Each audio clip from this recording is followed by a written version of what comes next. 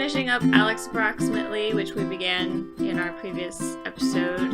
We read through chapter 11 and then we started on 12 for today. So, opening thoughts? Now that we've finished, so we're 12 through to the end, so we're done with the book. So what are our thoughts? I really loved it. The fact that it took place in California just like made me miss home so much. It gave me so many feels the entire time. I liked the characters. I liked the story. And it was lovely. Yes. How many different ways can I just say I like it? It didn't just take place in California. I mean, California's really big. If you don't know, it's huge. The thing is, it took place exactly where we grew up. I know. Like, it was unreal. Like, in my hometown. Like, the thing is that they went to Monterey. They went to Pacific Grove. The thing is, that Natural History Museum, I know exactly where it is. I was just there. That fucking, like, whale, I climbed all over that thing. Every kid does when they go to it. It's like an elementary school, like, here, let's go have a field trip out to the Natural History Museum, and we climb all over the whale. That's what we do. Oh my god. Yeah, I've been to that aquarium so many times. Oh yeah, okay, detailing the aquarium, I'm like, oh my god. It was so perfect. I know exactly where that is. I know exactly what they're talking about. That jellyfish room, oh my god. Yeah. Even just the deep sea room and the way that, like, there literally is no light except the light that is coming from the blue. Mm-hmm. And everyone does look like just black silhouettes. It is magical. The thing is, it's actually been so long since I've been to the aquarium. Not me. Whereas, like, you're more, you can remember it more. But, like, I swear the last time I was there, I was, like, 12. Oh, yeah. But, like, Cannery Row, Lover's Point. Yeah. I mean, honestly, though, the thing is, Lover's Point isn't, like, actually that large of a park area. So I'm trying to be like, where are you making out in the grass that's not awkward for everyone there? So, I really liked the book. And I liked everything about it. Just 10 out of 10. Make me feel some more. I was going to say would read again, but, like, I more just want that feeling. You just want another one. Well, I don't know if we caught this in our last episode because we lost some audio from it, but oh, right. I remember at some point I said something like, when I'm in the middle of a book, I'm loving it. When I just finished the book, I'm like, yeah, that was really good. And then as I distance myself from it over time, like, sometimes the positive is solidified, or sometimes I just completely, like, start to be like, you know, it actually wasn't that good, and I don't know why I liked it so much. Yeah. I'm actually having that second one with this. Oh, no. Not because, like, it was pretty good, and, like, when I was in the middle of it, I was like, this is great, but then as soon as I ended it, I was like, that didn't finish nice. So, like, and now, with more time, I'm just kind of, like, there were some really good things about it, and I think for us especially, we have such a personal tie to, like, some of the storyline of it. Absolutely. Like, the movie stuff for me, and then the location for both of us, and so on. Yeah. But I'm just kind of, like, a little dissatisfied with some of the ways that it handled, I mean, the thing is, contemporary genre tends to handle, like, social interaction wrongdoing, or like the nuances of what is between people, you know, who is in the wrong, or who messed up to create this conflict, and who has to apologize for what, or like learning how to be a better person in interpersonal connections, right? Yeah. And, you know, versus high fantasy or something where it's usually a lot of like butt kicking and politic stuff. And so, like, sometimes I disagree with how the moral turns out. Or maybe not that, you know, it's completely wrong, but I just kind of feel like some things were a little unfair, or that they didn't, like, really satisfy me in that area. Yeah. But that's exactly what they're doing, is they're only talking about that one thing, and then I'm not really happy with their judgment of it. So that's kind of where I'm at with this one. But, I mean, that happens with so many contemporary novels. It's almost like I should really just stay away sometimes from contemporary, because what always happens is, like, the main character is just walking along, and then she does something kind of stupid, but I'm like, yeah, all right. And then everyone hates her for it, and she has to serve penance and apologize all over the place because it turns out she realizes that actually that was a dick move and all this stuff. And I was like, I think everyone else has things to apologize for too, alright? Let's not get over our heads here. Like, Yeah. takes two to tango kind of stuff. Anyways, so like with this one, I kind of had some of those issues going on. And then also I was a little dissatisfied with the fact that like it sold itself to me as being you've got mail thing. Oh yeah. But I actually feel like the love letter stuff or the pen pal stuff was really kind of unnecessary actually. I mean, it does become a part of a plot, but it's almost forced in my opinion. Yeah, I wish we could have seen more of their pen pal interactions, or at least like, yeah, because it does seem to just only come up sporadically as like a plot thing, but I think that it could have been used to make their relationship so much more dynamic at the end. Yeah, because one of the things about Shop Around the Corner is that the pen pal and the real world relationships are so like two sides of a coin, and like I wasn't getting that. Like, the relationship between Alex and Mink didn't really feel like it was complementing the relationship between Porter and Bailey. Yeah. So, I guess we're diving into spoilers. Yep. Okay. Spoiler time. I have so many notes. Alright. I don't even know how I could have written so many notes, but I think they were just me having feels. Well, do you want to first respond to how it ended? Yeah. Okay, so I love the roller derby. Oh, yeah. And, like, I could picture, like, her pin curls and all of that with that, because I've been in the Kaiser Arena with my a cappella group, like, singing the national anthem for the Santa Cruz roller derby, and I've watched them play. So I'm picturing, you know, that really easily. There's something about her style, and with Mink on the back, that would be just, like, so good as roller derby. But it just got sappy. The ending got, like, weirdly, I don't know, just that last little bit when she finds out that Porter is Alex. You mean when they meet at the statue? Yeah, and she starts crying. It just seemed like, I don't know, it seemed like a sappy ending somehow. I mean, for me, like this was what I was talking about in the non-spoiler section. That moment is the culmination of my issues with, like, the whole moral question of her behavior, right? Where I'm like, Porter was being a bit of a dick. Oh yeah, he absolutely was. He was absolutely a dick. Yeah.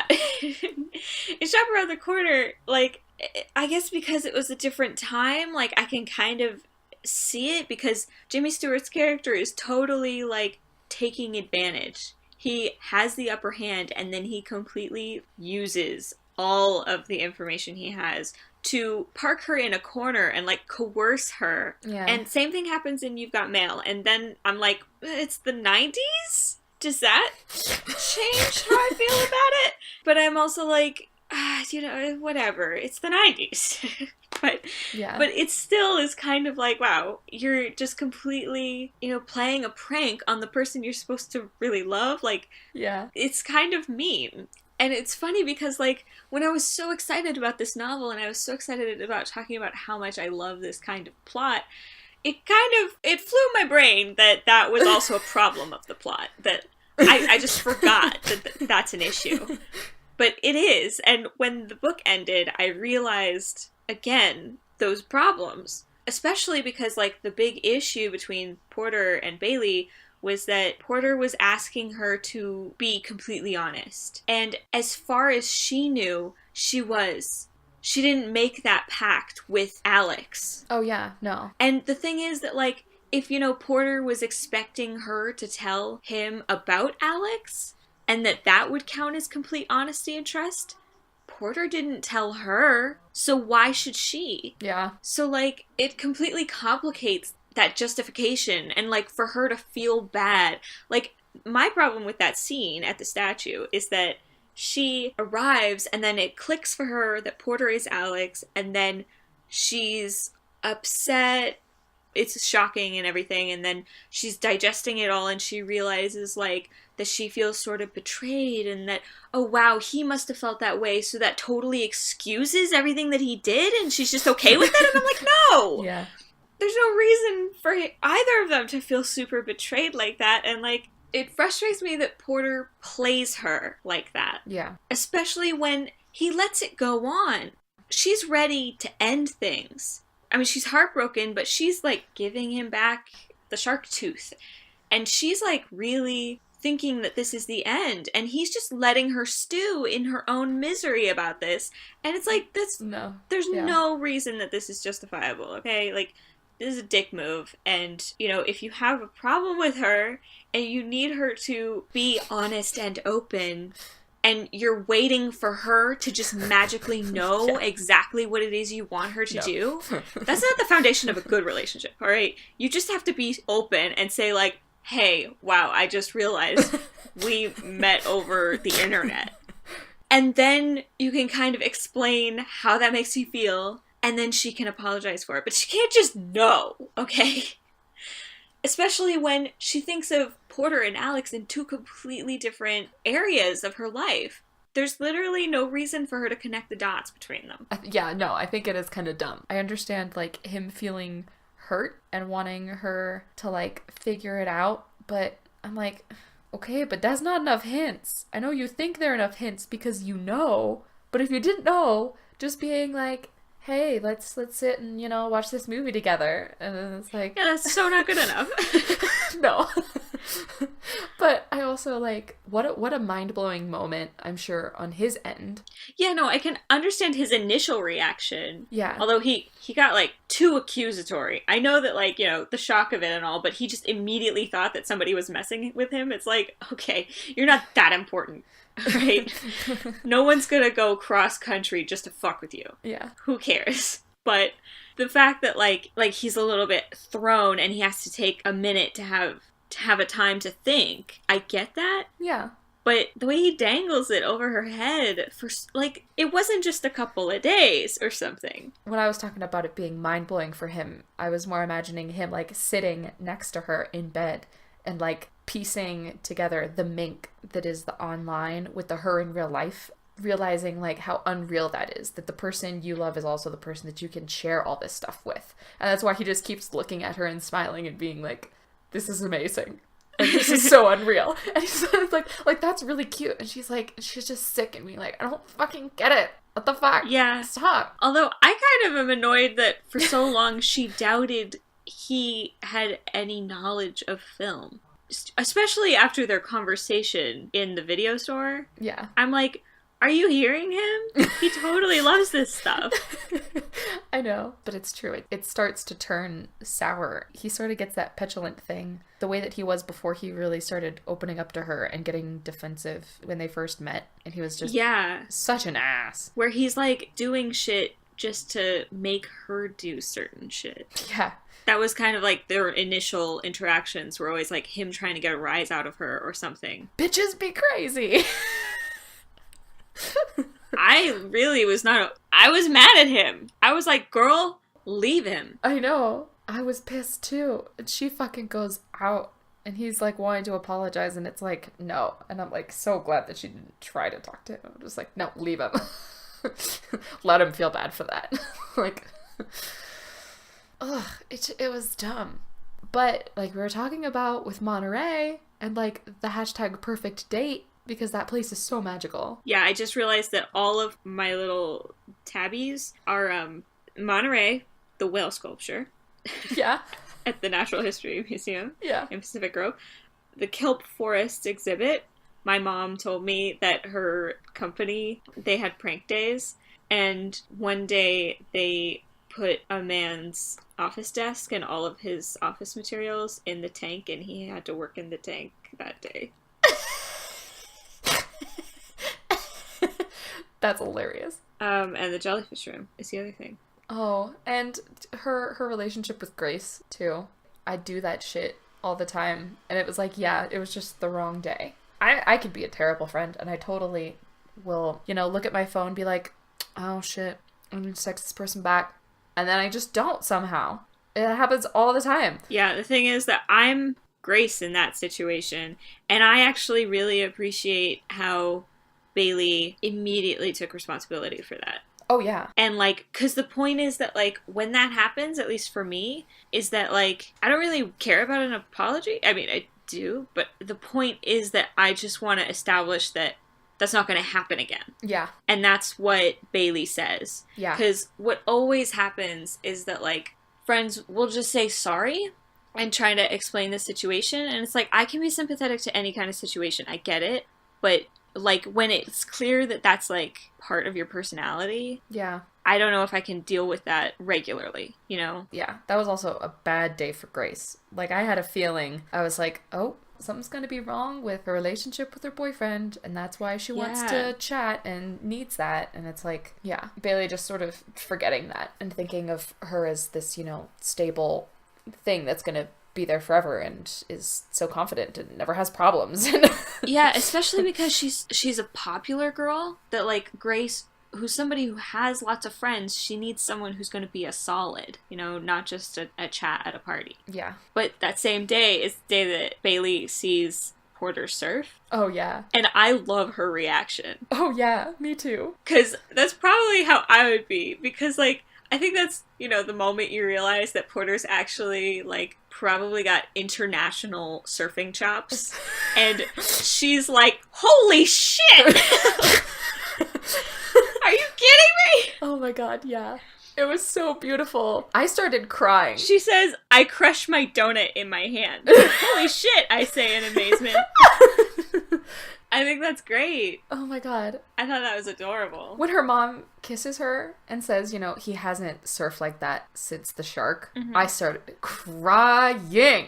Oh my god. I just started bawling. I was like, oh my god, that is so touching. That is just so unbelievable. That, like, that's the moment. It's like, wow, wow, wow, wow, wow. That same kind of concept happened in another book I read recently, and I was like, is that real?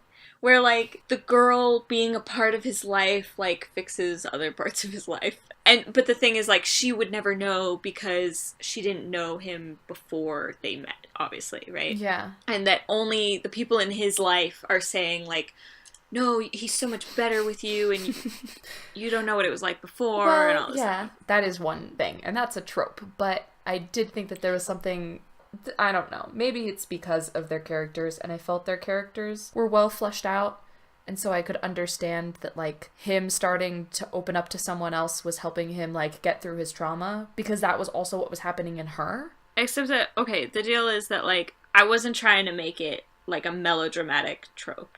I didn't mean to make it sound like a joke. Yeah. Because, I mean, when it happens in a book, I'm like, oh, that's cute. I see what you're doing there to make their relationship seem, like, really significant and that they're making each other better, and I get that. But I'm also just kind of thinking, like, does that happen in real life? I wouldn't know. Yeah. I kind of don't know if it's something that, like... Is that real? Is that even, like, a real human thing? Or is that just something that exists in books? Like, when that happened, like, yeah, I get that that's really sweet, but no, I did not cry. I did not get super touched. I definitely did, but I also definitely think that that's a thing. Like, someone else being a good influence in your life to help you grow and change for the better. I mean, I agree that, like, people can be good for you, but I just kind of think that, like, with the issues that they're talking about, yeah, it might be a little dramatic. Especially because it doesn't go in that trajectory. Usually what happens when you're starting to work through that kind of shit is that things get worse. So, like, even if she's having that kind of influence on him where she's helping him work through that stuff, it would get worse before it got better, you know? But I know for, like, story's sake and all that, whatever. I don't know. Fucking Davy, man. Okay, so when we last talked, we did not get through him stealing her scooter, their whole fist fight, and then also him with the gun. Did we even see him with the gun the first time? Not sure. I don't think we did. But then, you know, him with the gun at the end. Like, that was a whole crazy-ass arc. Like, wow. Yeah, that was kind of weird because that was the climax, but it was made up of a subplot. Yeah. So, like, that was another reason why, like, the pen pal story was weird, because the pen pal story kind of, honestly, didn't need to happen. Yeah. But it was part of, like, the moral journey. But then the actual climax was about Davy, which confused me, because, like, what's the point? What does Davy bring to the story? Yeah. Other than being what feels like the manifestation of both of their fears. Or like their misfortunes, one person getting beyond it and then another person letting it wreck them. Yeah. But I do actually feel really bad for Davy because like, Oh yeah. because that happens so often when people get injured or like when people take pain medications. Is that like that's totally how it happens. Yeah. It's not just, you know, somebody like up and decides, oh yeah, I'm gonna have drugs recreationally. And it's like, no. It's usually because they've lost something. And then, like, that makes it all the worse. Because they're already reeling from the fact that their, you know, body has been damaged irreparably. You know, that sucks already. And then you're given these pain medications and boom, everything sucks after that. That's really rotten. Yeah. For me, honestly, Davy shows me something about Porter. It makes him less idyllic, you know? Yeah. Makes Porter seem like it reminds me that, you know, guys sometimes punch each other. Like, all these sweet lovey-dovey moments with the leading lady, but then they can be scary or something. Or they can freak you out. Yeah. They can be unpredictable. That's something I did get from it, but at the same time I was like, that's a lot of subplot and then a weird armed robbery gone wrong for just that. Yeah. It kind of felt outside the genre. It didn't meld super well to the story. Yeah, it worked in a lot of ways as, you know, the thing that brought up her trauma with guns. And yeah, wow, hearing, like, finally understanding what happened there when she was on the beach talking about the gunshot wound that went through her. Like, that was sort of crazy.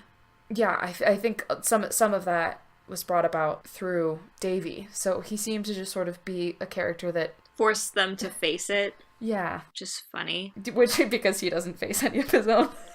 Well, no, actually, because, like, he seems like the villain of the story, but actually he's the person who forces them to face their issues. Yeah. And then help them through them. Yeah. So that's how it's ironic to me.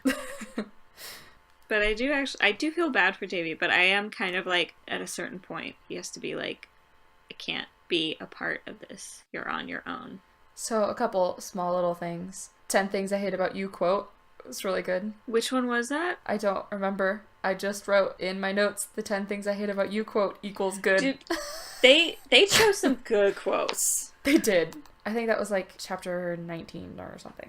Yep, it is. You're sweet and sexy and completely hot for me. I love it. See, whenever I think of, like, 10 Things I Hate About You, the line I remember most is, I want you, I need you, oh baby, oh baby. Oh god, 10 Things I Hate About You is such a good movie. It is. Oh, Pangborn dying was very sad. Oh yeah, that was out of nowhere. Yeah, and it was funny for me because I had, you know, this idea that, like, Lana might end up in an accident and that would cause, you know, tension in their relationship. But no, it's like, it was Pangborn. I was like, wow, that's just depressing. Oh, so they would do this thing where they would, like, spell out a word, you know, with hyphens in between. Like, they were saying Killing. Mm-hmm. But in my head, I just read it as killing. I never read it as, like, word by word. I would just read it as this, like, drawn out. And that happened a few times, but the one that really, like, stuck with me was at one point, it was the word killing. And so I was just like, killing! I said that for me, I, like, that one, I don't remember these happening, but at least for the killing one, is that she's already doing, like, the sitting in a tree, KISSING kind of thing. So it didn't happen for me. Once you had an amazing kiss, can you die if you don't get another one? Is that what she says? Yes. Oh god. Out of context, it sounds so bad. I thought it was fucking hilarious. Oh my god. When he talks to her as Alex and then actually comes over to the house, there's something that he has in the Alex conversation where he just goes question mark, question mark, question mark, and then says, and you like him why again? And that was my favorite.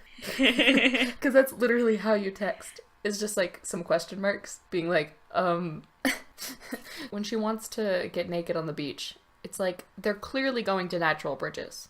If they're talking about rocks made out of bridges. Rocks made out of bridges. Bridges making rocks. It's in Santa Cruz. It's gorgeous and a very popular destination with lots of people. Oh no. So, in my head, they're surrounded by people. He's like, oh yeah, we'll go to this secluded beach. And then it turns out to be, essentially natural bridges. And I'm like, there's just people everywhere, is what I'm imagining. It's not usually, a ton of people, but there is usually at least, one other person there. So, you liked it. Yeah. Out of, 5 stars, what would you give it? Because I never give anything a 5, maybe a 4. Whoa. Yeah, the ending wasn't as nice.